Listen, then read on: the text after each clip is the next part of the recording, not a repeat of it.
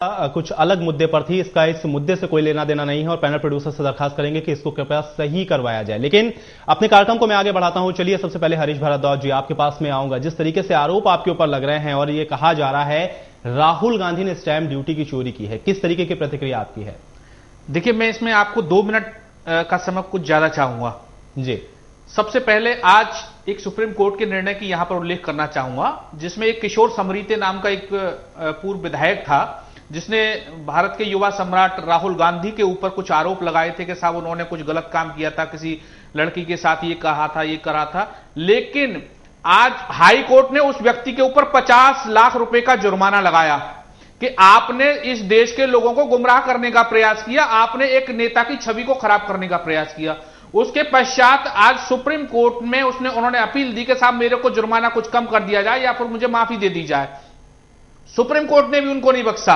उन्होंने कहा कि आपने राहुल गांधी की छवि को खराब करने का, धूमिल करने का प्रयास किया और उसके ऊपर आज 5 लाख रुपए का जुर्माना लगा करके राहुल गांधी को अदा करने को बोला और एक 5 लाख रुपए का जुर्माना एक जो लड़की थी जिसके की साथ ये झूठी अफवाह फैलाई गई थी उसको अदा करने का प्रयास। मेरा प्रश्न यहां पर इस बात को जोड़ने का सिर्फ इतना सा है कि इस देश के अंदर बड़ी छिछालेदार, बड़ी हास्यास्पद बातें होने लगी हैं।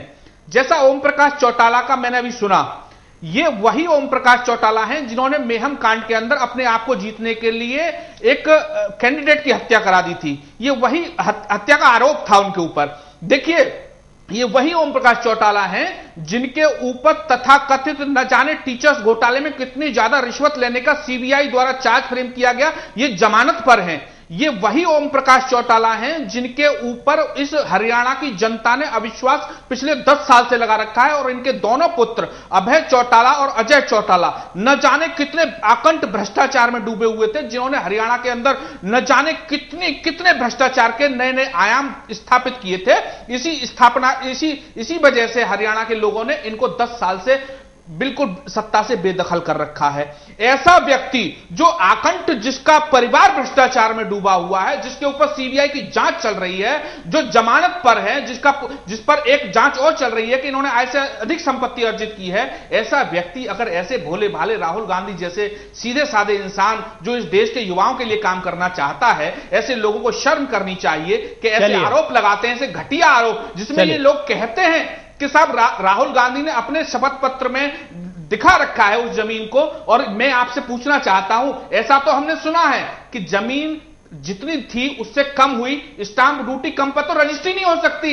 यह बिल्कुल अनर्गल, देश को भ्रमित करने की बात, उनकी छवि को खराब करने का पूरा प्रयास है। चलिए नीलेश जी, आपके हिसाब से चलिए चंदन जी बोलिए, आप ही बोलिए। हिंदुस्तान और कांग्रेस पार्टी का एक ट्रेडिशन रहा है, अगर कोई कांग्रेस का साथ दे रहा है वो चाहे कितना ही खराब क्यों ना हो, वो बहुत ही अच्छा है। चाहे कितना बड़ा भी हो घोटालेबाज हो, वो बहुत अच्छा है। अगर कोई कांग्रेस का साथ ना दे रहा हो तो समझ लो कि इंडिया का सबसे करप्ट और सबसे ही खत्म आदमी है। चलिए नीलेश जी, आपके हिसाब से जो आरोप लग रहे हैं इसके पीछे जो तर्क दे रहे थे हरीश जी, कितना सहमत हैं आप? देखिए, हरीश जी क्या बोल रहे थे, हरीश जी कांग्रेस पार्टी के हैं तो वो अपनी बात कर रहे हैं। मैं इस समय ये देख रहा हूं कि देश के अंदर इस समय नकारात्मक राजनीति का माहौल चल रहा है और इसका कारण यह है कि बहुत सारे नकारात्मक लोगों की संख्या जो है राजनीति में बढ़ गई है। इस समय कोई भी देश, समाज, जनहित या राष्ट्र की बात नहीं कर रहा। सब एक दूसरे के ऊपर, सारी पार्टियां एक दूसरे के ऊपर सिर्फ कीचड़ उछालने का काम कर रही हैं और इसके अंदर मीडिया भी इनके प्रभाव में आ गया है। और यही कारण है कि इस समय जो माहौल बन रहा है, राहुल गांधी के बारे में क्या है, राहुल गांधी के बारे में युवा सम्राट बोला जा रहा है और बहुत कुछ बोला जा रहा है। मेरे पास पूरा राहुल गांधी का कच्चा चिट्ठा पड़ा हुआ है। कौन नहीं जानता राहुल गांधी के बारे में? बचपन से लेकर के आज तक की कहानी, चाहे वो देश हो चाहे दुनिया, सब लोग अच्छी तरीके से जानते हैं। और राहुल गांधी के लिए ये आधे घंटे का शो बहुत छोटा होगा, उनके ऊपर पूरी रिसर्च की जा सकती है और ये तो एक पीएचडी का विषय है। चलिए, पीएचडी का विषय है, लेकिन हरीश जी आपसे मेरा एक सवाल यहां पर है। राहुल गांधी की आप तारीफें बहुत ज्यादा कर रहे हैं, लेकिन राहुल गांधी उसी गांधी नेहरू परिवार से आते हैं जहां पर इंदिरा भवन और स्वराज भवन, माफ कीजिएगा, आनंद भवन और स्वराज भवन, 2 ऐसे उनके खुद के ऐसे मकान थे, आवास थे, जिसको कांग्रेस पार्टी को दान दे दिया गया था। आज ऐसी क्या जरूरत पड़ गई है? देश के लिए दान दिया, जिसके लिए भी दिया गया था, जो भी उसके अंदर हुआ, लेकिन आज ऐसी क्या स्थिति आ गई कि राहुल गांधी जमीन खरीदने में इतनी दिलचस्पी दिखा रहे हैं? क्यों?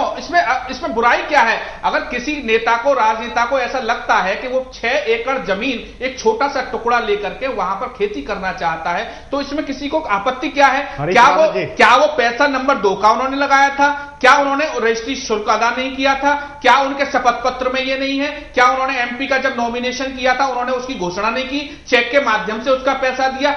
आखिर इस बात को आप बार बार उछाल रहे हैं। इस तरह की घटिया और ओछी राजनीति ओम प्रकाश चौटाला जैसे लोग और मेरे भाई नीलेश जी से मैं माफी बड़े अदब के साथ मांग करके ये कहना चाहता हूं कि ऐसी बातें न करें। वे लोग नहीं बोलते जिनके के खुद के शीशे के घर होते हैं। इन लोगों को इन चीजों से बचना चाहिए। आप वही तो बात है ना कि आप वो कब्रिस्तान से गड़े मुर्दे उखाड़ना चाहते हैं, तो फिर मेरे पास बहुत कुछ है आप लोगों को बताने के लिए। तो ये मत कीजिए कि जिनके खुद के घर शीशे के होते हैं। आप लोगों ने केंद्र में, आपकी पार्टी में सिर्फ एक मिला जुला करके एक परिवार है जिसके आगे पीछे आप घूमते जा रहे हैं। आपकी अभी तक वो गुलामी वाली मानसिकता बनी हुई है। देश को आजाद हुए 65 साल हो गए हैं। आप लोगों को इससे आगे बढ़ना चाहिए, सोचना चाहिए कुछ और भी।